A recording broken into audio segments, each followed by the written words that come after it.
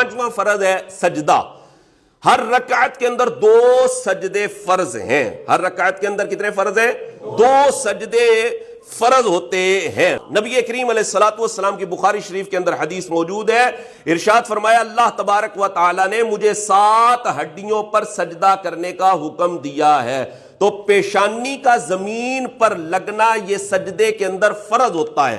اگر کسی شخص نے پیشانی کو زمین پر نہ لگایا تو اس کا فرض ادا نہیں ہوگا.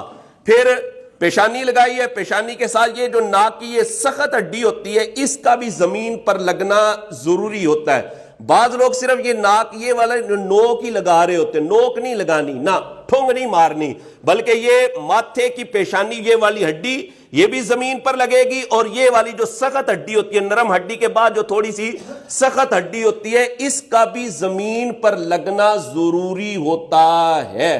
اگر آپ کسی نرم جگہ پر سجدہ کر رہے ہیں، جیسے کوئی قالین ہے یا کوئی کارپیٹ نرم ہے، تو اتنا آپ دبائیں کہ مزید نہ دب سکے. اتنا آپ کو دبانا پڑے گا. سر سجدے میں رکھ کر پیشانی کو ایسے رکھ کر پھر ناک کو بھی اس پر رکھ کر تھوڑا سا سختی محسوس ہو کہ مزید نہ دبے تو آپ کی یہ ہڈی لگے گی. اس کے بعد یہ دونوں ہاتھوں کی ہڈیاں ہیں، پھر گھٹنوں کی دونوں ہڈیاں ہیں. پھر پاؤں کی ہڈیوں کے حوالے سے یہ مسئلہ ہے کہ دونوں جو پاؤں ہیں ان کی 10 کی 10 انگلیاں سجدے کے اندر لگانا یہ سنت مبارکہ ہے. نبی کریم علیہ الصلوۃ والسلام جب سجدہ فرمایا کرتے تھے تو حضور علیہ الصلوۃ والسلام کی دونوں پاؤں کی 10 انگلیاں ایسے قبلہ رو ہو جاتی تھی کہ حضور علیہ الصلوۃ والسلام 10 انگلیاں لگایا کرتے تھے.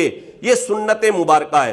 اور ہر پاؤں کی 3 انگلیاں کم از کم لگنا یہ سجدے کے اندر واجب ہوتا ہے. اگر کسی شخص نے سجدہ کیا اور سجدے کے اندر اپنے دونوں پاؤں ہی اٹھا کے رکھے اس کا سجدہ نہیں ہوگا. سجدے کے اندر زمین پر پاؤں لگنا، پاؤں کی انگلیاں لگنا یہ ضروری ہوتا ہے. ایک بار سبحان اللہ کہنے کی مقدار سجدہ کرنا یہ فرض ہوتا ہے. اور 3 مرتبہ جو تسبیح پڑھی جاتی ہے سبحان ربی الاعلی، پاک ہے میرا رب جو سب سے اعلیٰ ہے، 3 مرتبہ یہ تسبیح پڑھنا یہ سنت مبارکہ ہے.